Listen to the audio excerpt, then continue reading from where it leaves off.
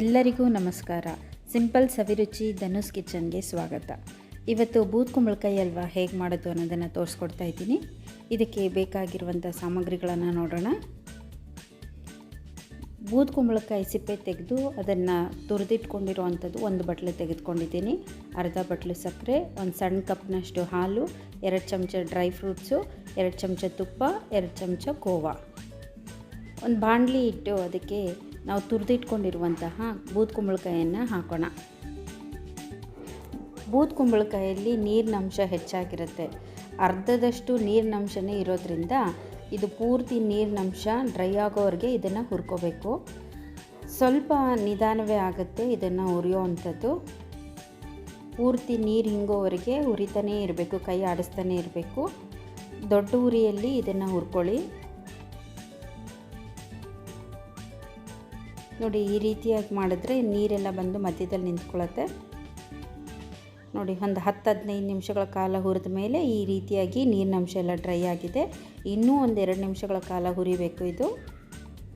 ಈಗ ಇದು ಸರಿಯಾದ ಹದಕ್ಕೆ ಬಂದಿದೆ. ಈಗ ಇದಕ್ಕೆ ನಾವು ಖೋವಾ ಮತ್ತು ಹಾಲನ್ನು ಸೇರಿಸ್ಕೊಳ್ಳೋಣ.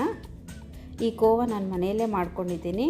ಇದು ಮುಂದಿನ ವೀಡಿಯೋದಲ್ಲಿ ನಾನು ಹೇಗೆ ಮಾಡೋದು ಅನ್ನೋದನ್ನು ತೋರಿಸ್ಕೊಡ್ತೀನಿ. ಹಾಲನ್ನು ಸೇರಿಸ್ಕೊತಾ ಇದ್ದೀನಿ. ನಿಮಗೆ ಖೋವಾ ಬೇಡ ಅಂತ ಹೇಳಿದ್ರೆ ಇನ್ನೂ 1 ಕಪ್ ಹಾಲನ್ನೇ ಬೇಕಾದರೆ ಸೇರಿಸ್ಕೋಬೋದು.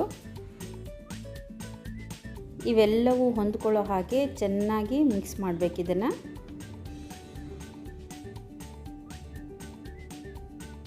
ಖೋವಾ, ಹಾಲು, ಬೂದ್ ಕುಂಬಳಕಾಯಿ ಎಲ್ಲವೂ ಚೆನ್ನಾಗಿ ಸೇರ್ಕೋಬೇಕು. ಅಲ್ಲಿವರೆಗೆ ಇದನ್ನು ಮಿಕ್ಸ್ ಮಾಡಬೇಕು. ನೋಡಿ, ಇದು ಈಗ ಸೇರಿಕೊಂಡಿದೆ ಎಲ್ಲವೂ. ಇದಕ್ಕೀಗ ನಾನು ಸಕ್ಕರೆಯನ್ನು ಸೇರಿಸ್ಕೊಳ್ತಾ ಇದ್ದೀನಿ. ಮತ್ತು ಸಕ್ಕರೆ ಸೇರಿಸಿದ ಮೇಲೆ ಇದರಲ್ಲಿ ನೀರಿನ ಅಂಶ ಜಾಸ್ತಿ ಆಗ್ತಾ ಹೋಗುತ್ತೆ. ಈ ನೀರಿನ ಅಂಶ ಪೂರ್ತಿ ಡ್ರೈ ಆಗೋವರೆಗೆ ನಾವು ಹುರ್ಕೊತಾನೆ ಇರಬೇಕು. ನೋಡಿ, ಸಕ್ಕರೆಯಲ್ಲಿರುವಂಥ ನೀರಿನ ಅಂಶ ಎಲ್ಲ ಹೆಚ್ಚಾಗಿ ಕಾಣ್ತಾ ಇದೆ ಅಲ್ವಾ? ಮತ್ತು ಇದು ನೀರಾಗಿ ಕಾಣ್ತಾ ಇರುತ್ತೆ. ಈ ಪೂರ್ತಿ ಸಕ್ಕರೆ ಅಂಶ ಸ್ವಲ್ಪ ಗಟ್ಟಿ ಆಗೋವರೆಗೆ ನಾವು ಹುರ್ಕೋಬೇಕು.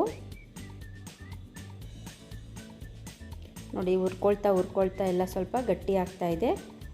ಈಗ ಸಣ್ಣ ಉರಿಯಲ್ಲಿ ಸ್ವಲ್ಪ ಹೊತ್ತು ಹುರ್ಕೊಳ್ಬೇಕು. ನೋಡಿ, ಈಗ ಇದು ಸರಿಯಾದ ಹದಕ್ಕೆ ಬಂದಿದೆ. ಬಾಣಲಿ ಬಿಡ್ತಾ ಇದೆ ಅಂತ ಹೇಳಿದ್ರೆ, ತಳ ಬಿಡ್ತಾ ಇದೆ ಅಂದರೆ ಸರಿಯಾದ ಹದಕ್ಕೆ ಬಂದಿದೆ ಅಂತ ಹೇಳಿ. ಈಗಿದು ರೆಡಿಯಾಗಿದೆ. ಇದಕ್ಕೆ ನಾನು ಸ್ವಲ್ಪ ಏಲಕ್ಕಿ ಪುಡಿಯನ್ನು ಸೇರಿಸ್ಕೊಳ್ತಾ ಇದ್ದೀನಿ.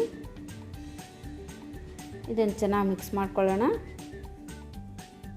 ಈಗ ಸ್ಟವ್ ಆಫ್ ಮಾಡಿ ಇದಕ್ಕೊಂದು ಒಗ್ಗರಣೆಯನ್ನು ಕೊಡೋಣ.